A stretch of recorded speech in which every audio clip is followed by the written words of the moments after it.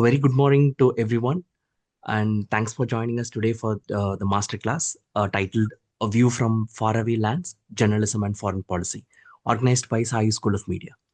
It's my pleasure to introduce today's distinguished speaker, Dr. Sridhar Swami. And for participants who have already joined our previous masterclasses, sir needs no introduction. For the new joinees, Dr. Sridhar Swami is a veteran journalist and an academic with nearly 4 decades of experience in global media and higher education. Dr. Krishnaswamy spent close to 20 years as a foreign correspondent, serving as the Hindu's Washington, D.C. bureau chief, covering North America and the United Nations. He also held senior positions with the Press Trust of India in Washington and led the Hindu's coverage of Southeast Asia from Singapore, along with a brief professional stint in Tokyo with the Japan Foundation. Earlier, he was the Hindu's editorial writer on foreign affairs based in Chennai. Dr. Krishnaswamy holds a PhD in political science from Miami University, Ohio, specializing in international relations and East Asian politics, along with 2 master's degrees, one in international affairs from Ohio University and another in political science from the University of Madras. He is also a professional fellow of the Japan Foundation and recipient of the Radio Tampa Broadcasting Award for his outstanding coverage of the Asia Pacific region. Currently, Dr. Krishnaswamy serves as a member of the Governing Council and Secretary of the Indo-Japan Chamber of Commerce and the industry, and has co-authored the organization's first policy paper on India-Japan relations. We are delighted to soon welcome him as scholar in residence at Sai University School of Arts and Sciences and School of Media. Please join me in giving a warm welcome to Dr. Sridhar Krishnaswamy. Over to you, sir. Oh, thank you, Nilayapan. Wonderful introduction. And it's a pleasure being here for this webinar series.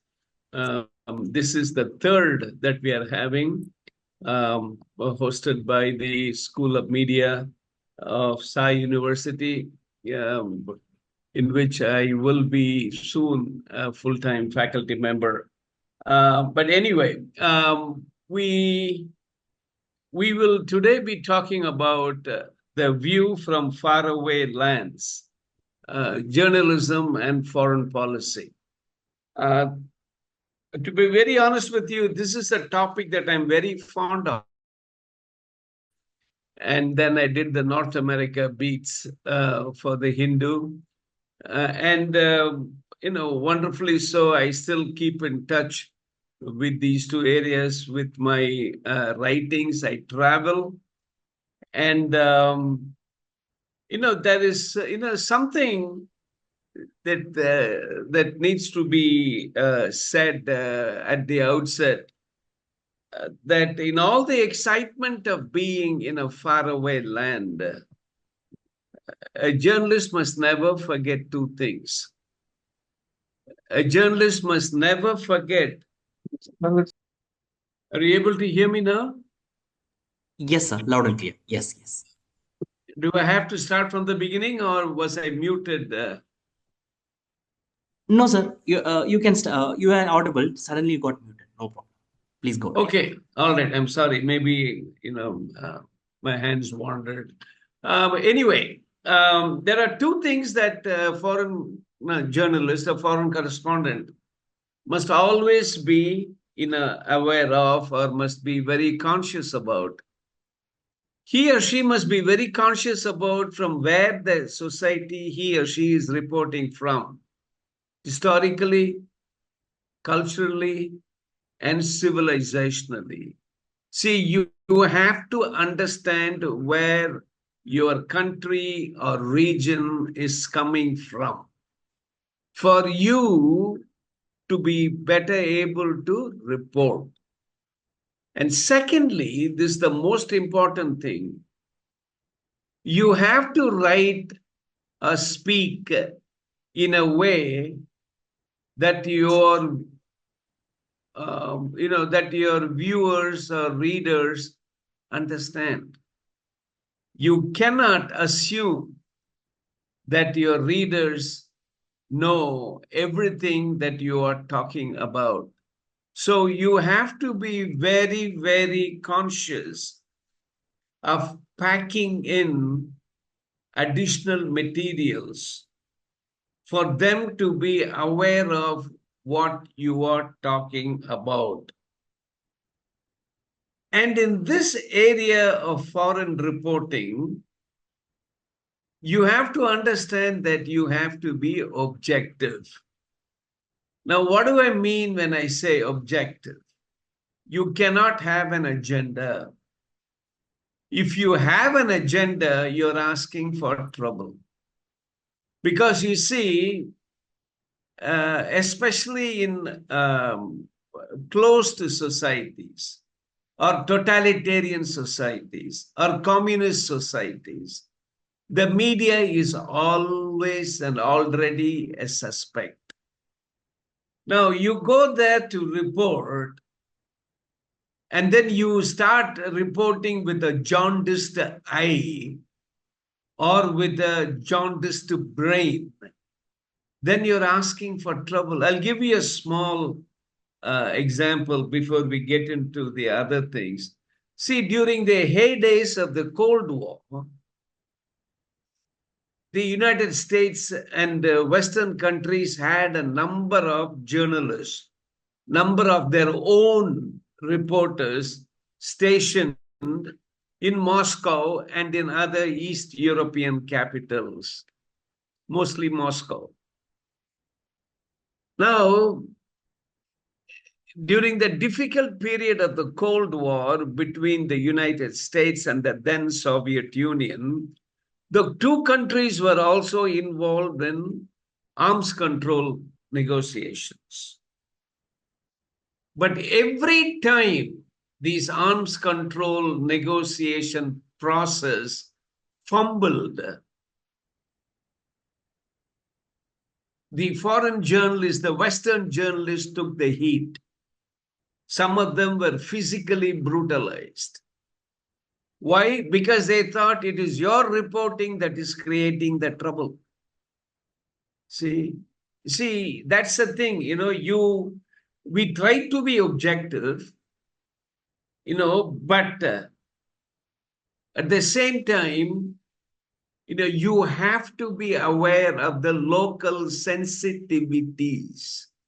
You just because you come from a democratic country doesn't mean that everybody falls in line with your style of thinking. This is something, fortunately for me, when I did my stints of foreign reporting, I was in Southeast Asia, based out of Singapore. And most of the societies there were open societies. Most. Many of them were open societies, but with a lot of restrictions. But that didn't bother the style of my reporting. But you have to be very, very conscious. See, this is where in that first lecture I gave on cultures and civilizations, you have to understand the local culture. You have to understand the local civilization. For example, I was in Singapore, reporting from Singapore and traveling out of Singapore to many countries in the Asia Pacific. Now, I had to know what Singapore is. And it's a very, very, it's a very booming metropolis, financial capital of the world, blah, blah, blah. But it is also a country that intersects between three different cultures and civilizations: the Chinese, the Malay, and the Indian. So you have to be you cannot write any kind of nonsense about anything and think that you can get away with it. You cannot. The government of Singapore is very strict even till today, and rightfully so. Because what is their point? Their point is you write something and it upsets the fine lines that we have of sensitivities, and ours is a small country. The same thing holds good for Malaysia. Same thing holds good for the Philippines. Any country where you have, culture and civilizations living side by side. We have to be very, very careful, extremely careful. You know, I should be should be very honest with you. See, when we are all growing up as a kid and as a student, we all have dreams, what we could be, what we would be, what we should be, you know. But I tell you, in all those dreams that I have had, I never had two dreams. Never. I never dreamt of being a journalist, and I never dreamt of being a foreign correspondent. But why I didn't dream, I'll tell you. That's a story for another day. But still, there is this excitement of being, a foreign, journalist, and there are ground rules. It's nice. For example, I'll tell you how I started off with an advantage, and I hope all of you also do, is that I studied the societies I reported on. When I did my political science, I got introduced to foreign governments. And then I went to the United States and further pursued my international relations. I focused on Southeast Asia in my master's, and I got posted to Southeast Asia. And then when I did my PhD, again in another university in America, I focused on American foreign policy, American politics, and then East Asian systems, China and Japan. Lo and behold, I was fortunate to be posted in the United States for almost 15 years. So you learn, but that doesn't mean that you always have to study in these things before you get. No, not at all.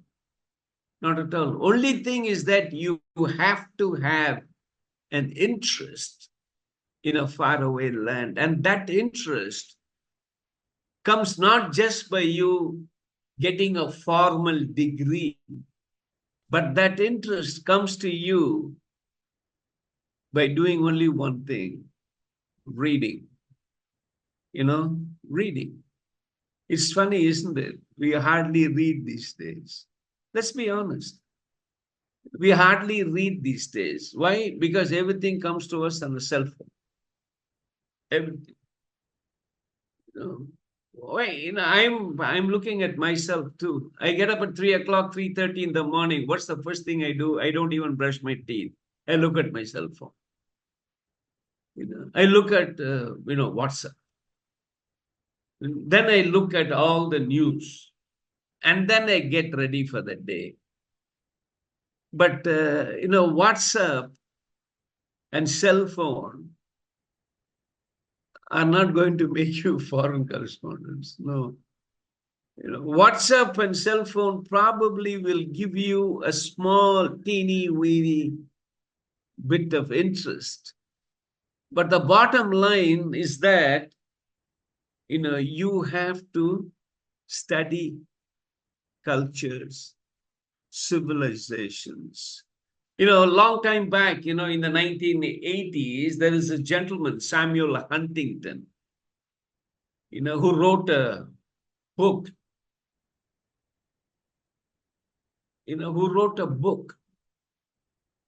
And that book was titled The Clash of Civilizations. No? And you know what his basic premise was? The premise was fantastic. He said, nations fight, nations go to war, not for land, not for territory, not for minerals, not for economic, not for this. No, they go to war because there is a clash of civilizations. When civilizations clash, there is war. That means if you take Mr. Samuel Huntington and put him in the context of what happened about 2 months back or a month back at Pahalgam, he would say, no, no, Operation Sindoor had nothing to do with Pahalgam. It had to do because Hindu India cannot get along with the Muslim Pakistan. It's a clash of the Hindu and the Muslim civilizations. At that time, in the 80s, everybody went bonkers over Samuel Huntington. They said, wow, what a brilliant thesis. What a new way of looking. What a new addition to international relations theory. And then some fellows, they said, wait a minute, man. There's something wrong with it. Your clash of civilizations itself is very limited. If you say the Indians and the Israelis are getting into conflict because of civilizational reasons, how do you account for Iran and Iraq getting into a war? How do you account for Iran and Saudi Arabia not getting along? These are all Muslim countries, same civilization. So therefore, it started the thinking, man, we have to look for other reasons. This is the role of a journalist. You cannot be blindsided. You cannot be wearing horses blinders. You cannot. Horses, why there's a good reason why they put blinders on horses, race horses. Because they want the horse to focus only on that lane. Because if you remove the blinders, the horse looks around, he finds another good looking one next door, it will go that side. So here, you have to scrupulously stick to the ground rules. You see, just because you don't like a ground rule in a foreign country, you can't rebel. At the most, you can reason it out. Because a failure to observe ground rules not only results in the cancellation of your visa, but also results in bad blood between nations. See, a journalist in a faraway land is not just a journalist. He is also the ambassador of that country in a foreign land. You cannot be getting involved, picking sides, writing. I had the very good fortune of working for India's finest newspaper, The Hindu. Fine. I couldn't have asked for more. I couldn't have asked for anything better. I was with them for about 22, 23 years. And I left on my own and went on somewhere else. But you see, that's the whole point. The point is that the Hindu, through me, paid very close attention to foreign policy. When I was doing a tour of duty with the Hindu in the 90s and 2000, there were many of my colleagues, from the Hindu, spread around all over. But today that area has shrunk.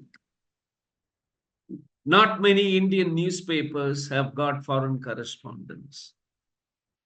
Why? Because we don't come cheap, we are expensive fellows. No, we are expensive fellows. They have to take care of me and my family very well.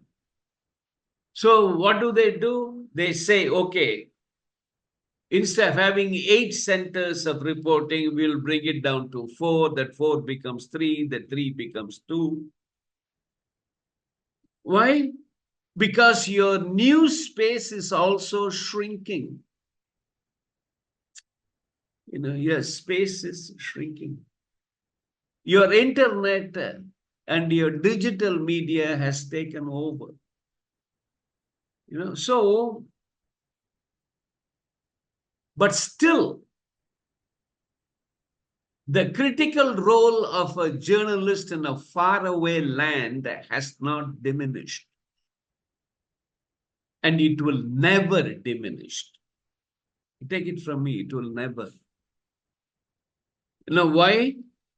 Because journalism in a faraway land, or a journalist in a faraway land, plays the role of a watchdog.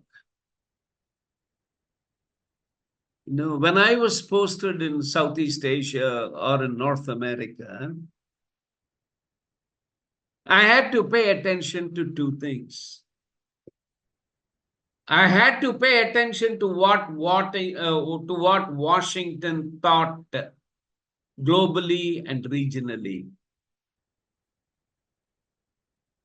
And I also had to keep an eye out for how India thought of the United States and North America. It's a two-way street. Because why? Only then I can report sensibly. Sensible reporting is very difficult. If my editors had given me the freedom to write what I wanted, you would have read only muck. But they knew me, they knew where I came from, and they said, okay. They never asked me, or they never told me how to write the story. All the years I was a correspondent, never once did my editors at the Hindu ever told me, write a story like this. No.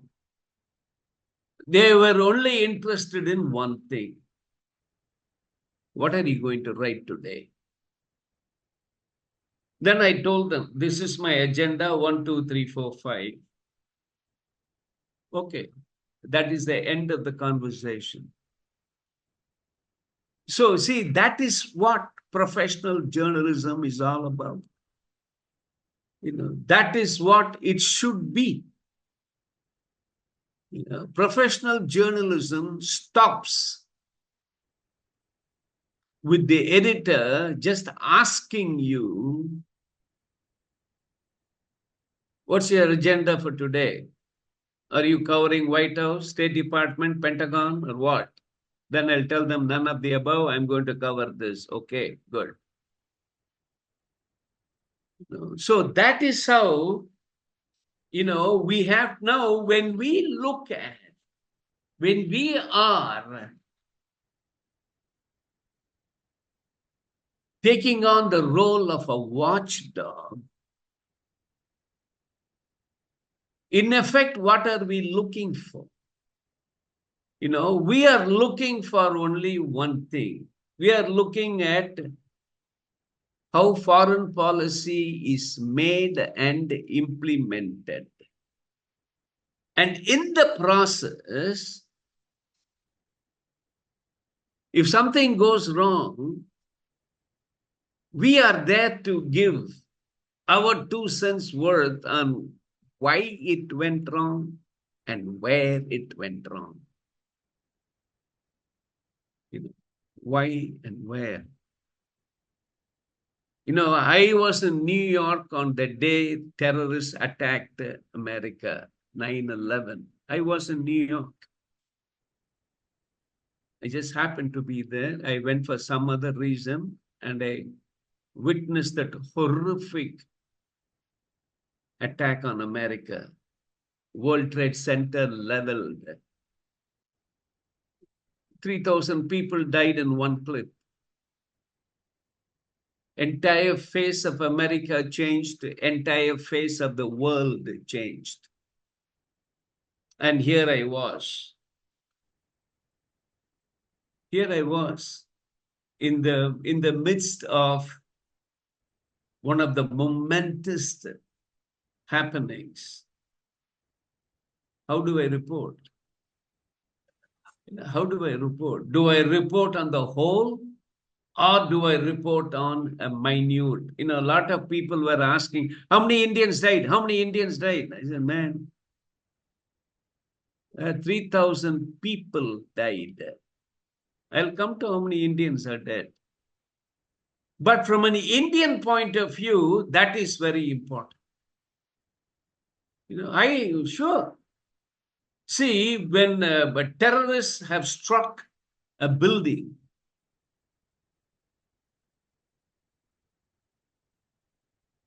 the fascinating thing about the terror attack was not just the coordination, but then these two planes that hit the World Trade Center had between them 150,000 gallons of fuel. Do you know what that means? The buildings will keep burning for days on end. 150,000 gallons of fuel, jet fuel. The hijackers planned it that way. They picked two long distance airliners so that their bellies will be filled with fuel. And then they took it right through. Here in the midst of this crisis, the last thing you need to do or you can do is get involved in something stupid. Because the American intelligence is frantically looking for clues. And in the midst of the clues, you're getting all kinds of muck flying around. He is responsible, she is responsible, they are responsible. How come he was not there at that time? Therefore, he must be responsible. So basically, what are we saying? What I'm trying to tell you is that a foreign reporter's job is taken seriously at both ends. I was a foreign correspondent at both ends. New Delhi took my job very seriously, and the place where I was posted, they took my job very seriously. If I did anything wrong reporting, they'll call me and they say, Sridhar, yesterday in one of your reports, you said this. Do you want to go back and look at it? Because this is what it is. I said, okay, I'll take a look at it. That doesn't mean I'm going to accept what he or she said. I'll take a look at it. Whereas here back in New Delhi, for 15 years, every time I used to come for my annual leave, I used to make a visit to New Delhi, where almost every foreign diplomat based in New Delhi wanted to see me because they wanted to see the face to the name they are seeing. American ambassador, how many times I've met different ambassadors. They always, fixed my coffee, little chat for about 20, 30, 40 minutes, give me a little bit of insight, telling me what is coming up. It's very important. And they will do it only if you are a serious journalist. If you're a buffoon, nobody would want to waste time. Nobody. First of all, if you're a clown, your office will not post you in sensitive places. They'll be very sure, who they are posting, where they are posting, why they are posting. And to be called by your editor and told, hey, we have decided to send you here, there. There's no bigger thrill that comes out of anybody, believe me. You know, there are also, a lot of risks that go along with this job. And I'm not talking about physical risk. I was never worried of it. Risk of manipulation. Risk of, you should be very careful about your sources. Very. Because many of these sources have an agenda. You know, if you look at the United States, the State Department thinks differently than the White House, which thinks differently from the Pentagon, which thinks differently from this, that. So everybody has got their point of view. So you should be careful. This is the biggest, threat, the threat of being manipulated. So you should be careful, because when you get manipulated, what happens? You become the part of the propaganda. And that's not good. That's not good at all. Why not I stop there and see how the questions are, Nalapan? Is that okay with you, or do you want me to go on for some time? No, sir. If there is one more question, meanwhile, uh, I think the question is from Vasuki. What role does journalism play in shaping a country's foreign policy? That's the question. Oh, very good question. We do. We do shape foreign policy because the way we write, we tell policymakers at both ends what are the glaring lapses, what could be done, what ought to be done. I'm giving my view. Take it or leave it. This is what I listen during very major events. But journalists are often taken into confidence by both parties.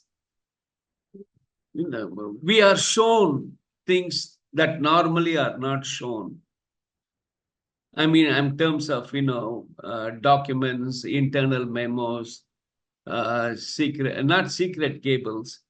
Um, um, the thing is, some kind of position papers. So yeah, we do, and don't forget one more thing too. Many times governments also use us as trial balloons.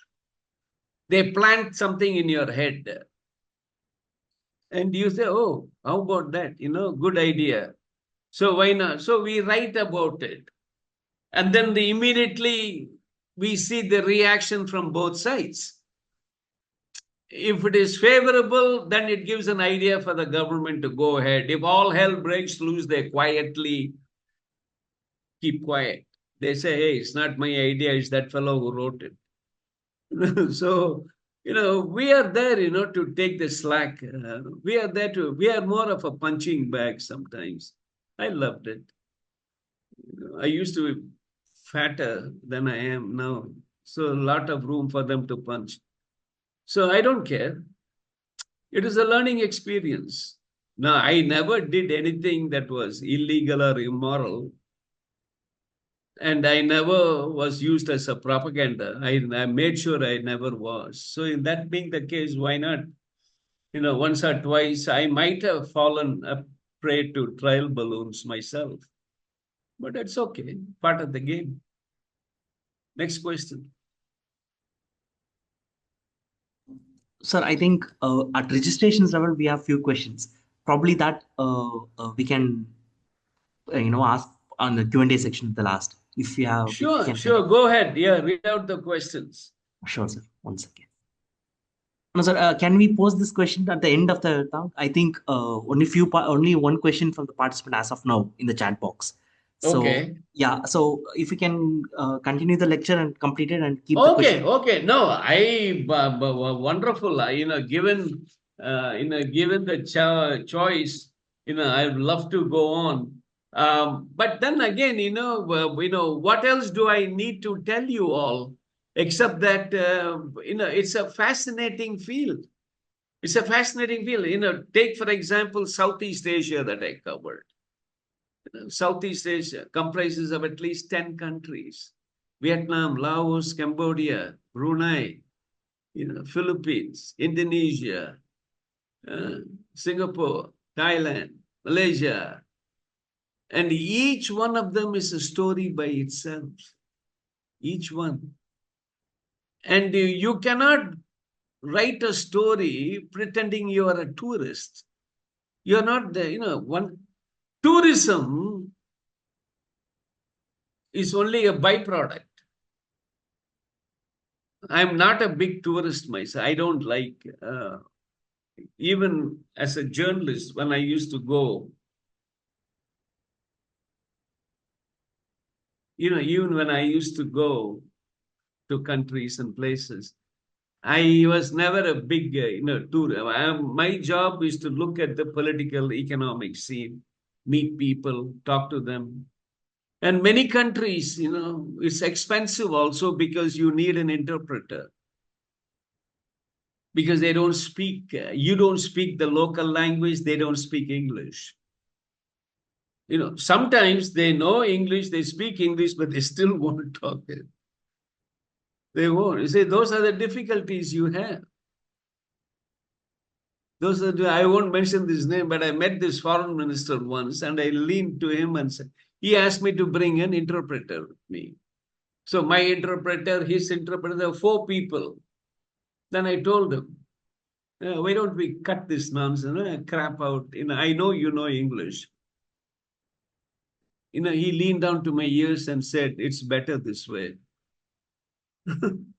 It's better this way. Do you know why he said that?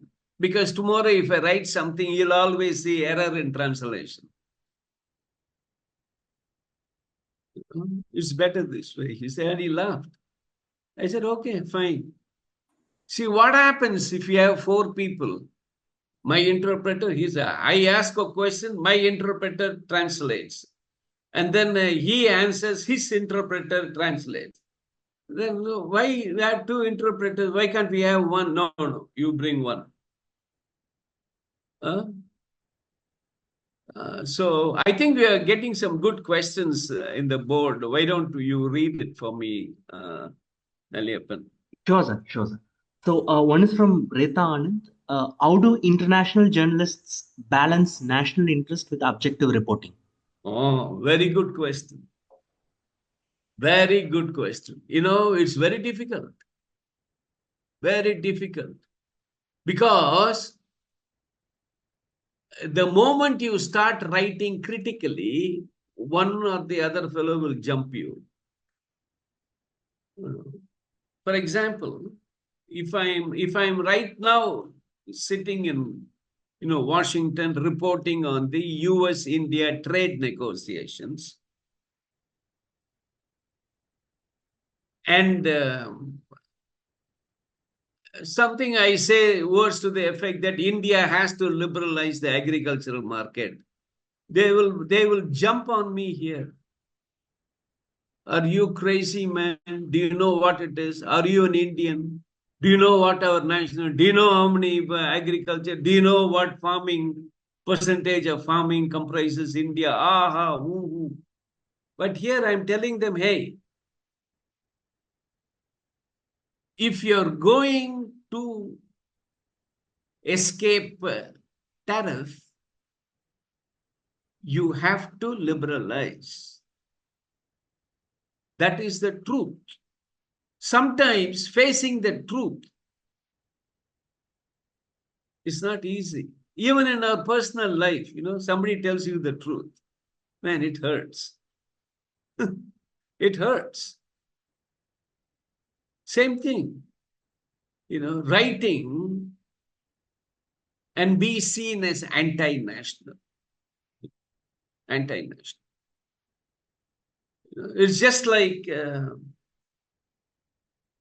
during wartime.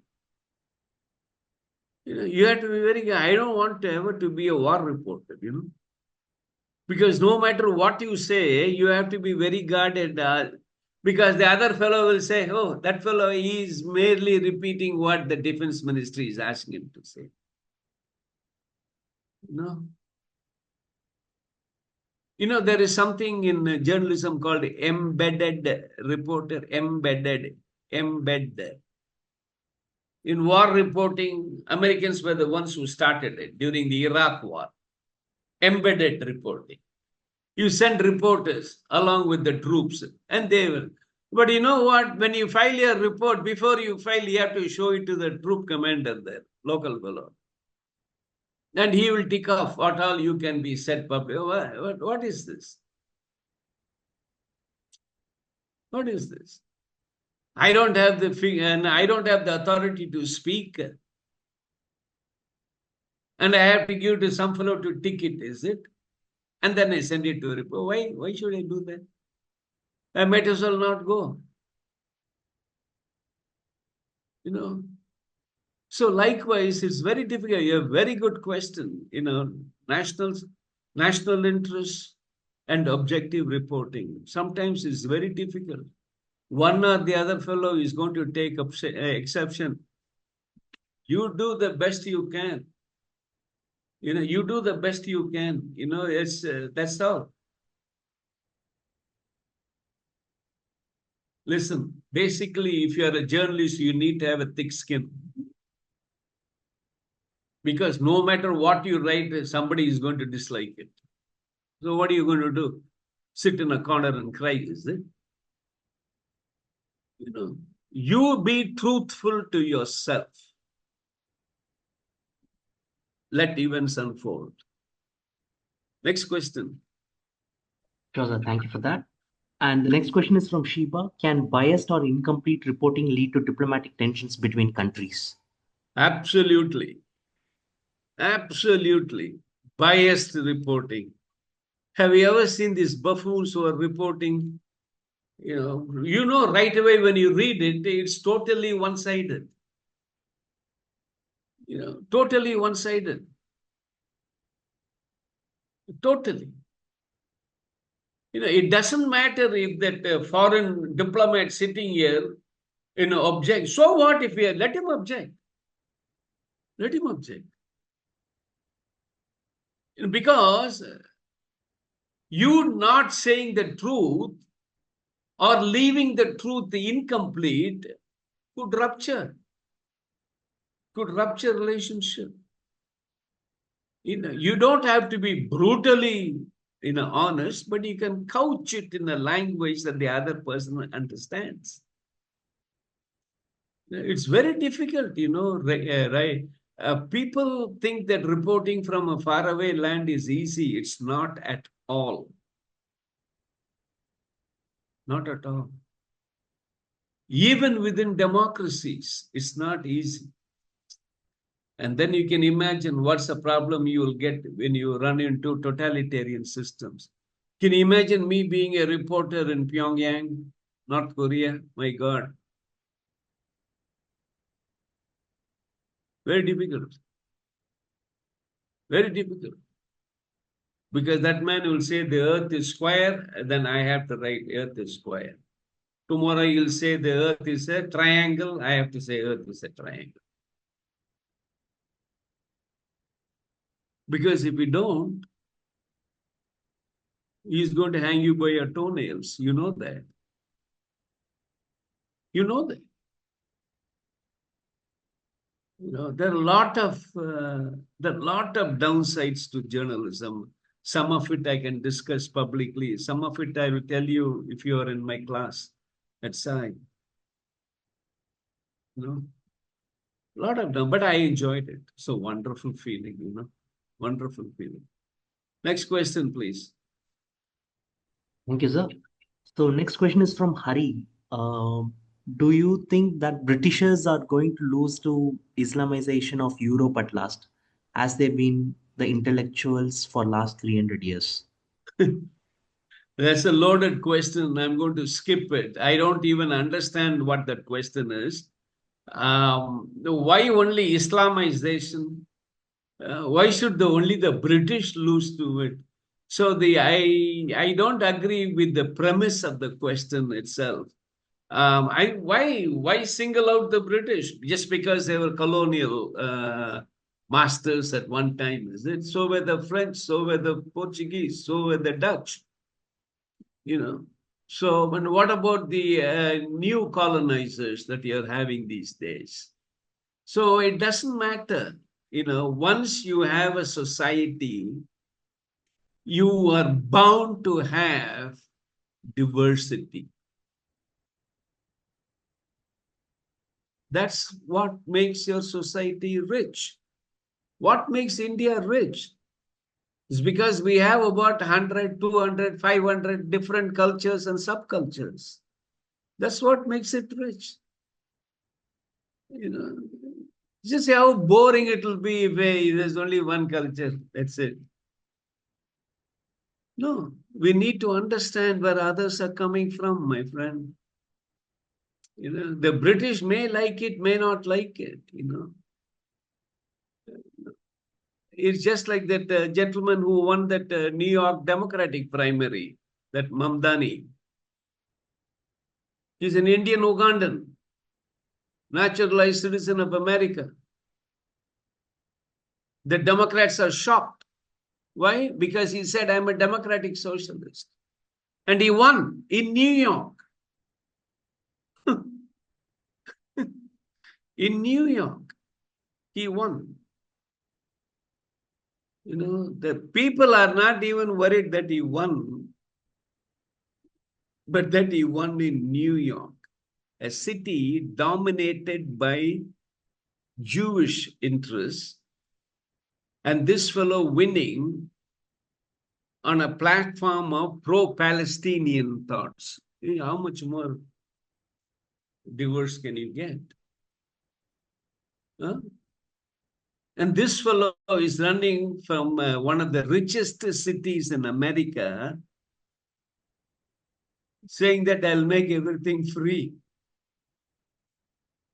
I'd like to see him win the election in November. It'll be bizarre. Total contrast. Total contrast. So that's how it is. Next question, please.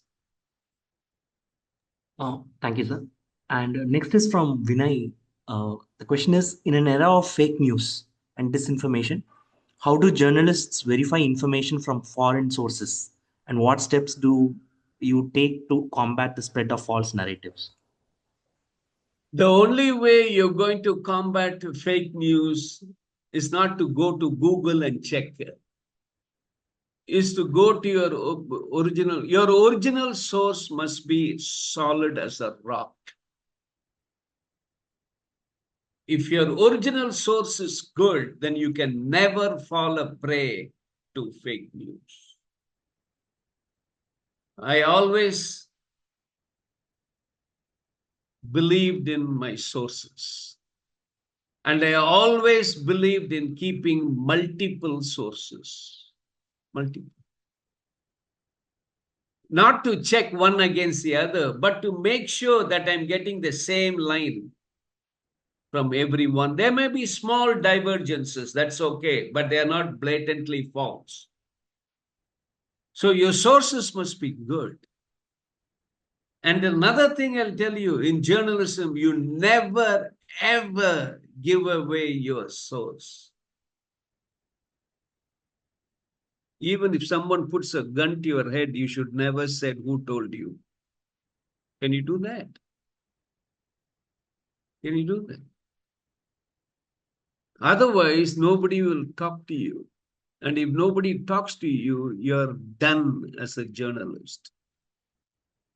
So make sure you have the right source and you'll never get a fake news. Yeah. Next question. Thank you, sir. And one question is from Sai. So the question is, what's the difference between a reporter and corresponder? Corresponder. Yeah. you know, I see there is lot of classifications, you know, reporter, correspondent, principal correspondent, special correspondent, you know, our correspondent, a correspondent.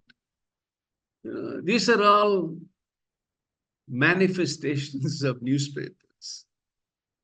When I did my tour of duty overseas, I was always known as a special correspondent. But I always thought of myself only as a reporter. Because basically, I'm reporting. Who the hell cares what kind of a title you give? Our special cover. What it can't be your special. It has to be huh? our special correspondent. It doesn't matter. Basically, all these people are reporters. A cub reporter does the same job as a seasoned fellow like me sitting in Washington. We both report. Just because in the newspaper's hierarchy, we get caught up in all these classifications. Sometimes it has to do with salary also. Group 1A, 2A, 3A, 1B, you know. So these are all according to wage board classification. We are very structured people. We Indians will love all those things. And it doesn't matter. Bottom line, my friend, you're all reporters. Till I die, I'll be calling myself a reporter. It doesn't matter. It doesn't matter that I started my profession at 29. I keep going even now. I'm still a reporter. Don't get carried away by all these things. Name, fame, designations, they're all good, okay, as long as it lasts. After that, you should be remembered for how you wrote things. You should be remembered for how you wrote, what you wrote, rather than by which name you wrote. So your question is very valid. But basically, a correspondent does the same job as a reporter as does a special correspondent. Okay. Next question, Naliyappan. Sure, sir. I think at chat level, I think the questions are we just completed. So, participants, if you have any more questions, you can post in the chat box. Sir, at registration level, we have a common question. I can rephrase it for you. So, the thing is, there are a few participants who are aspiring BTech and BA BSc students as well, right? So, they wanted to pursue media studies as a minor, and they are very much interested towards journalism. So the question is, if they pursue minor as a journalism, or media studies per se, so how would be the scope, and what would be the career option they might have, or where to start, if you can guide them, sir? Excellent question. I was hoping somebody will ask me that question. You know what the media all over the world lacks? The media all over the world lacks a specialist reporting. When you look at any Indian newspaper, right, page 1 to 26 or 32 or 40, I don't care how many pages there are.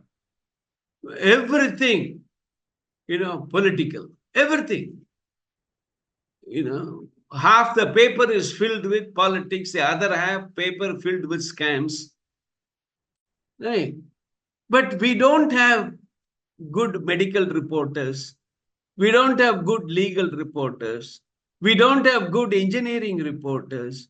We don't have fellows who will tell us why anybody should learn or should not learn artificial intelligence. What's the scope of that? Or what's the scope of mechanical engineering? Or what's the scope of aerospace? We don't have people, specialists in these areas. We really don't. And that's a sad part of journalism.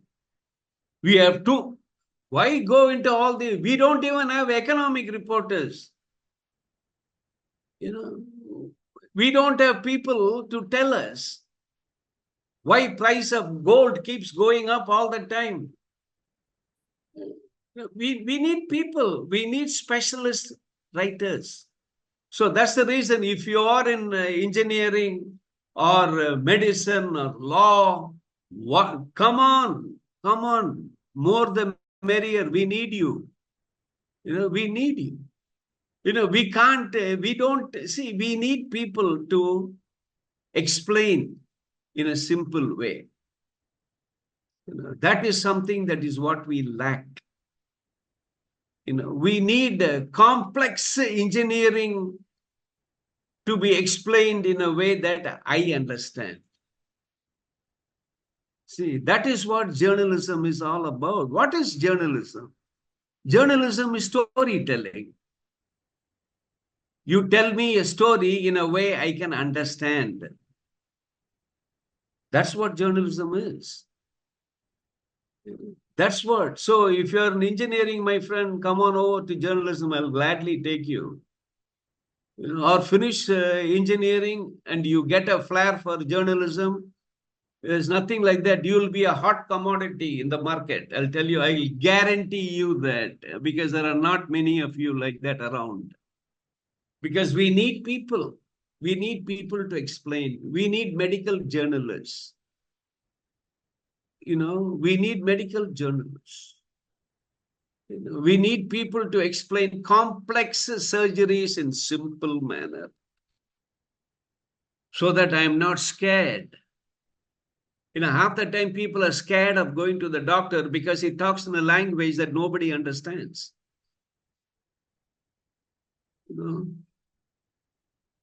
Instead of saying that you are suffering from a common case of cold, he'll give you all kinds of this, that, and other things. And then in the end, you'll come out thinking that that's it, man.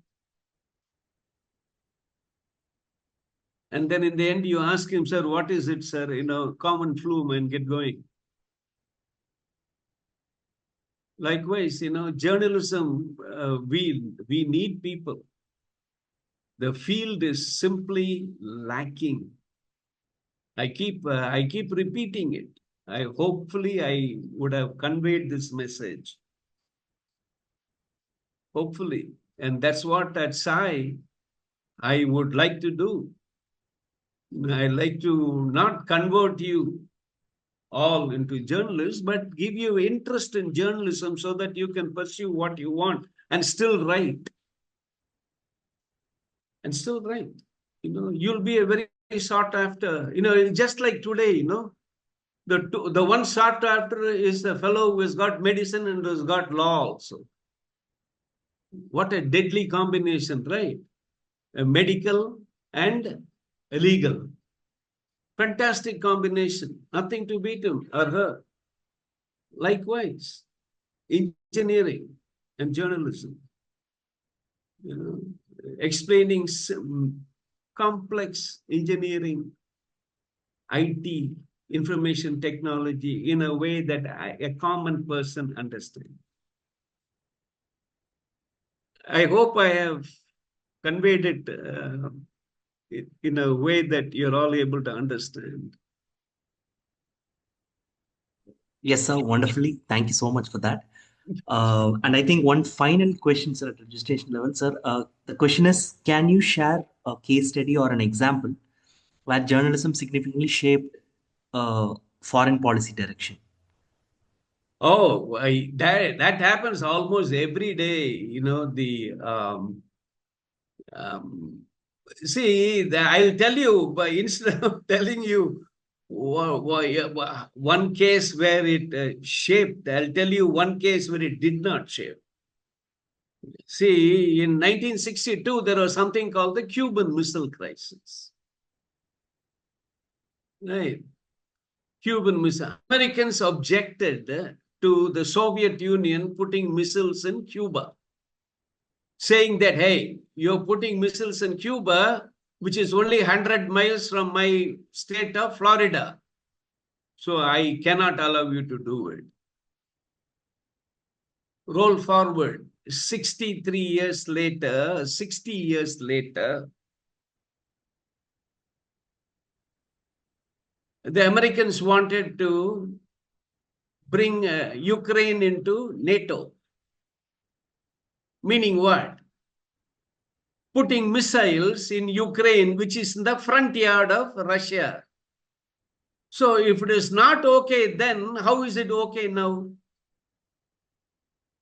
You see, I always make this in whatever I write on Russia, Ukraine, I always bring this point. I don't care if people laugh at me and say that he always talks about it.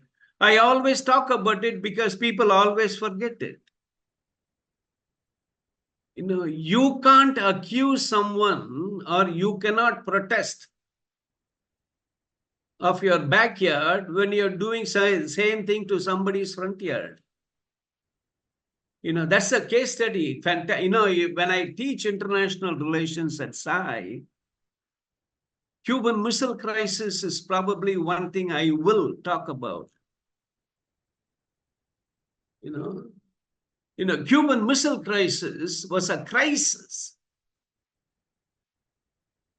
It was one of 6-7 times in which the Americans and the Russians and the Soviets didn't come to nuclear blows.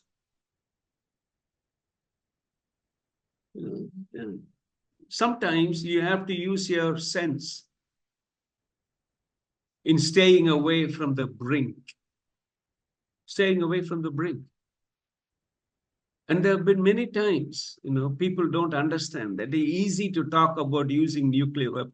Only fools talk about using nuclear weapons. The sober fellows don't talk. They won't even talk nuclear. So that's something you need to keep in mind. And a lot of times, terrorism is your classic example of foreign policy making or not making. I always go back to 9/11. Terrorist attack, September 11, 2001. The American intelligence knew that the attack was coming. They knew. They knew it was coming. But the only thing they didn't know when, where, and how. They didn't know when, where, and how. So that's the thing, you have to keep your eyes and ears out. Okay. Anything else? Sure, sir. I think we are at the end of the session. I think the questions are almost done. And thank you for your answering those so patiently and with perfect Oh, it's my examples. pleasure. I love answering questions. Perfect, sir. Participants, if there are no more questions, we can wind up the session. I think it's a no. Yeah. Sure, sir. Thank you so much, sir. Thank you Thank for the you. wonderful time. Thank you all for being here, and I hope to see you all soon. Bye-bye. Sure, sir. Thank you. Thank you, sir. Thank you. Bye.